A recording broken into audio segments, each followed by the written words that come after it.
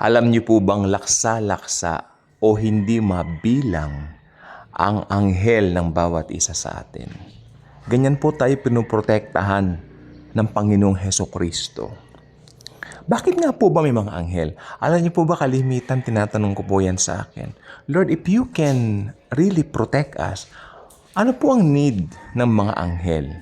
Well, hindi naman po sa hindi tayo kayang protektahan ng Panginoon. Of course, kaya niya. Si Jesus po ang God of the universe, God of the galaxy, God of the Milky Way. Unlimited God si Jesus. Okay? Pero may mga anghel para sa akin po, I believe, para i-present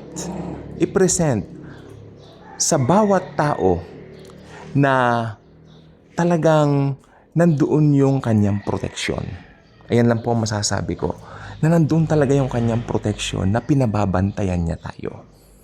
Kaya niya tayong bantayan pero pinababantayan niya tayo. Okay? Kasi ang angels po, kung talagang totoosin po, ito po ay hindi katulad ng mga tao. Okay? Sa lahat ng creation ni Jesus, ang mga tao ang kanyang pinakamahal. Pinakamamahal. Okay? Malalim po pero let's put it this way. Para ipakita niya ang kanyang pagmamahal sa tao, binigyan din niya tayo ng mga angels. Isa po yan sa paraan ng way to show His love towards us. Ayan po. Kasi talagang hindi ko po lubos maisip. Kaya naman tayong protektahan ni Lord pero may mga angels. Okay. Kasi ang mga angels po, nagmi-minister. Remember Jesus on the night before He was betrayed by Judas, you know? Di ba nanalangin siya sa Gethsemane, no? Sa huerto o sa hardin ng Gethsemane. Tapos yung dugo ng Panginoon, sa sobrang kalungkutan ng Panginoon, yung kanyang pawis naging dugo.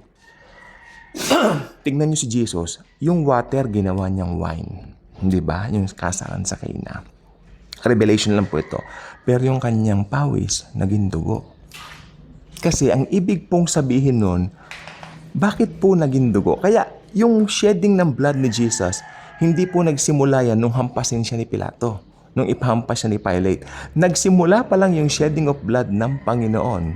Nag-umpisa yan, yung sa kanyang passion pong pinag-uusapan kasi nag-shed din ng blood niya nung tinuli siya nung walong araw siya Nagsimula, siyempre may blood yun, di ba? Pagka tutuliin ng bata, may blood yun nakasama. Pero what I mean is yung redemption, yung sa redemption po. Nagsimula po yan talaga, yung shedding yan, yung sa Garden of Gethsemane. Tapos bigla pong may dumating doon na angel. At siya po ay pinaglingkuran. So makinig pong mabuti. Ito na po yung gusto kong itumbok dito. Makinig pong mabuti. Bawat tao may angel kasi pinaglilingkuran tayo ng mga angel. Gusto ni Jesus paglingkuran tayo ng mga angels. Kasi love niya tayo. So nakuha niyo po yung revelation.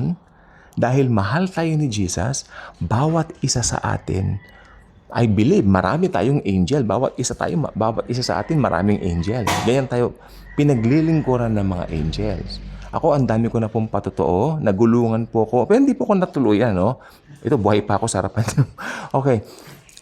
Nung pagbaba ko kasi ng bus, papunta ng hospital, dati, pagbaba ko po ng bus, hindi po ako nakatingin dito sa aking right. Pagbaba ko pa lang ganyan umuurong na yung van. Mabuti nakaganon po ako. Talagang, imbis na matakot ako, nakangiti ako. Sabi ko, Lord, wow, talagang totoo pala talaga ako. It's not that I don't believe, pero Lord, talaga yung protection mo, grabe, bongga ako. At alam po ba ninyo?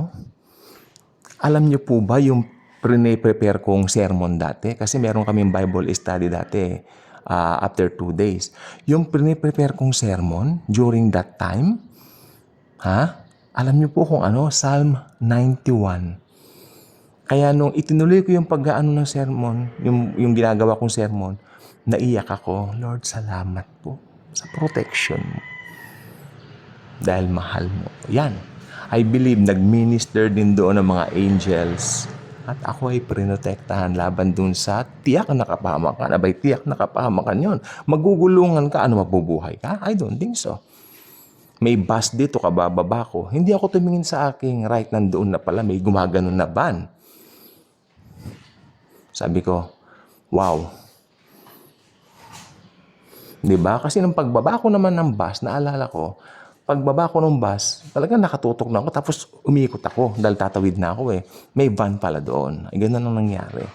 Umuurong yung van. Kung tutuusin, dapat magalit ako. Dapat lusubin ko yung pero hindi. Dapat magreklamo man lang ako sa magandang paraan. Dapat man lang sabihin ko sana, tinitignan po sana ninyo. Total may side mirror po tayo. Pareho tayong gumagamit ng kotse at sasakyan. Alam ko rin po yan.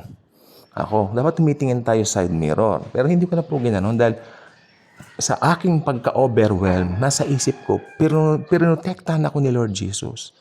Yun, overwhelmed ako doon. Tapos nang itinuloy ko yung sermon ko, ginagawa ko, wow, Psalm 91. Talagang, alam po ba ninyo, napansin ko sa Panginoon, kung ano yung binabasa mo, halimbawa, may piniprepare kang sermon, ganyan, or something, gagawin niyan totoo yan sa buhay mo.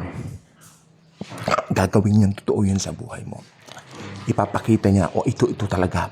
Pinotektahan kita, anak. Pinotektahan kita, anak. Kasi mahal na mahal kita. Sabi ni Jesus sa akin yan.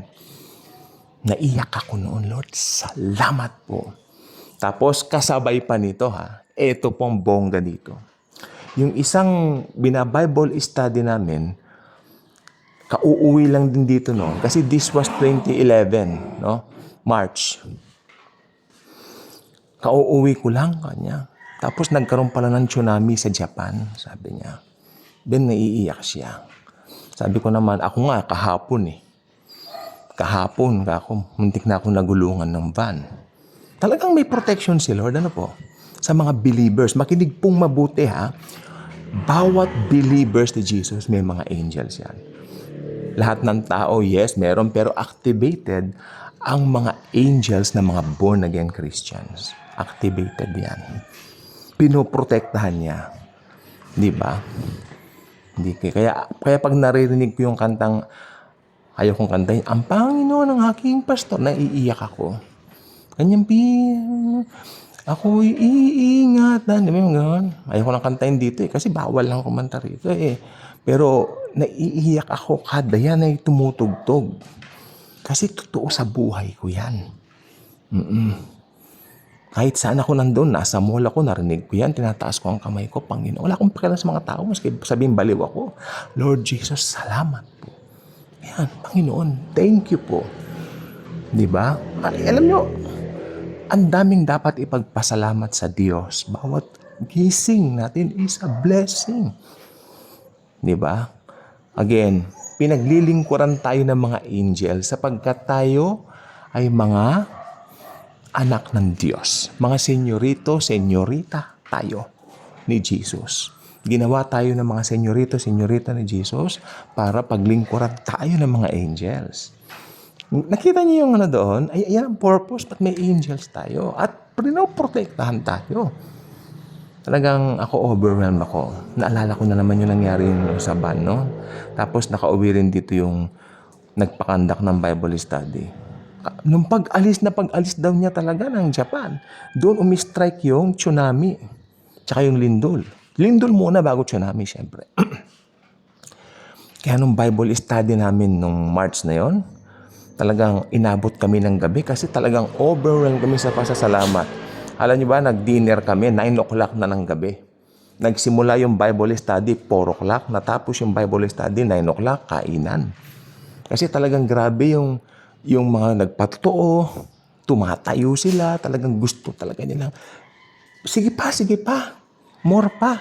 Yung hindi, kaya naalala kong bigla yung sa Bible. Si Jesus nangangaral sa bundok. Yung mga tao hindi mo nakakaramdam ng gutom. Sapat na yung presensya ng Panginoon para mabusog sila. Di ba? Saka yung mga pinapangaral na salita ni Jesus, talagang very, very powerful.